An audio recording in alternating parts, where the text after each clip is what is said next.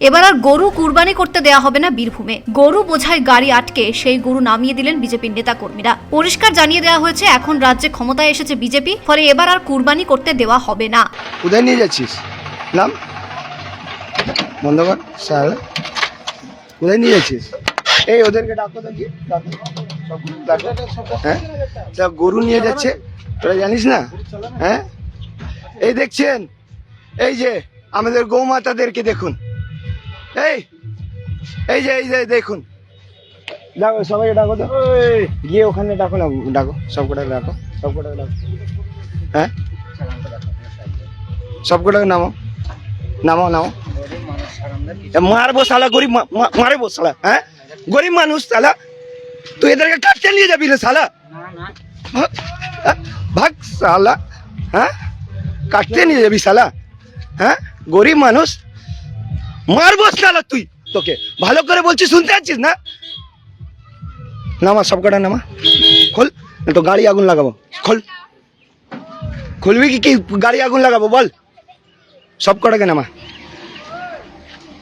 এই ডান্ডা ধরো, সবকটাকে নামা, এখন নামা। এই ডান্ডা, এরা বুঝবে না, এদেরকে দিতে হবে। গরু কাটাই বাংলাতে বন্ধ, এটা ধরো তো। জানিস না? গরু এ ভাই, কাটাই বাংলাতে বন্ধ।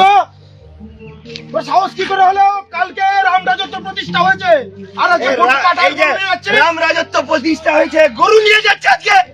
এরা বাংলায় গরু কাটা বন্ধ, নিয়ে যাবে এরা। কোনো গরু কাটা হবে না। তাহলে আজকে বীরভূমে গরু কাটবে, আমাদের হিন্দুদের গরু কাটা হবে না। একটাও মাকে কাটতে দিব না, একটাও মাকে কাটতে দিব না। ভালো করে এখন সব কটাকে ছাড়। কল কল সব কল। এই বাড়ি কোথায়? এই বাড়ি কোথায়? এদেরকে কিছু করছি না, ভালো করে বাড়ি যা। তারা কিন্তু গরু কাটবি না বলে যা ব্যবসা কর, আমরা কিছু করবো না। ওরা গরু কাটবো না, গরু আমরা শালা কালকে রাম রাজত্ব প্রতিষ্ঠা হয়েছে, গরু কাটাই নিয়ে যাচ্ছে। কত বড় সাহস শালা! তোদেরকে গরু দিব না, যা করার কর। এই দাঁড়া, এই যা করার কর তোরা শালা, এই কেউ মারবেন না এদের। এই দাঁড়া, আমি আছি, দাঁড়া। যা করার কর, আমি সব করব। এদের তোদেরকে কিছু করবো না, তোরা যা। এই ব্যবসা ভুলে যা, এই ব্যবসার কথা ভুলে যা, মাথা থেকে তুলে দে ভাই, তোদেরকে এটা ভালো করে পশ্চিমবাংলা। কথা, ভালো করে বাড়ি যা, নাহলে আজকে গাড়িটা পুরাতাম, কিছু করছি না, ভালো করে যা। কিন্তু একটাও গরু এরপরে যদি দেখেছি তোদের গাড়িতে, সেই দিন তোদেরকে ছাড়বো না বললাম। বললে হবে না। আচ্ছা, কেউ মারবেন না, কেউ মারবেন না।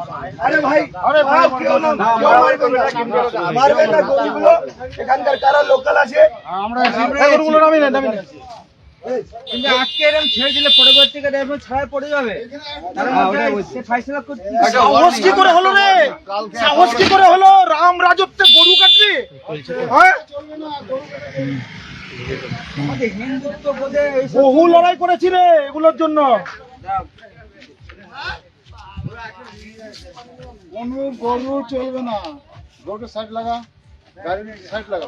এই শ্রীকৃষ্ণ দা, আপনারা দেখুন, এনাদের কার একজনের যোগাযোগ, আপনারা দেখুন, গোশালাগুলো নিয়ে যাবে এখন। আজকে বীরভূমের ময়ূরেশ্বরে আজকে এখানে গরু কাটাইয়ের ব্যবসাদার গরু কাটবার জন্য একটা নয়, এক গাড়ি গরু, এই দিয়ে আসুন, এক গাড়ি গরু। এই দেখুন আজকে আমাদের গৌমাতার কি পরিস্থিতি। কালকে আমরা এখানে রাম রাজ্য স্থাপিত করলাম, কালকে আমরা এখানে হিন্দুদের রাজ্য স্থাপিত করলাম। হ্যাঁ? আমাদের কি পরিস্থিতি গৌমাতার, আমরা এটা সহ্য করব না। আমরা কাউকে মারপিট করলাম না। বাংলায় আমরা কিন্তু বাংলায় কোন রকম গোহত্যা করা যাবে না। আজকে এরকম হুঁশিয়ারি দিচ্ছি, আগামীতে যেখানে যেখানে বাংলা জুড়ে গোহত্যা হবে, আমরা দায়িত্ব নিয়ে বলছি, আমরা গোমাতা রক্ষার জন্য আমাদের যে কমিটি আছে, আমরা সর্বতভাবে সারা বঙ্গ জুড়ে গোহত্যা এবং গোরক্ষক, আমরা গোহত্যা বন্ধ করব, কোনো গোহত্যা হবে না। 27শে মে বকরিদ, তার আগে হাট থেকে গরু কিনে নিয়ে যাচ্ছিলেন বীরভূমের ব্যবসায়ীরা। তার গাড়ি আটকে হুমকি দেওয়া হয় রাজ্য সড়কের উপরে। এবার ভোট ভাগ হওয়ায় বীরভূমে ভালো ফল করেছে বিজেপি। ব্যুরো রিপোর্ট, পূবের কলম ডিজিটাল।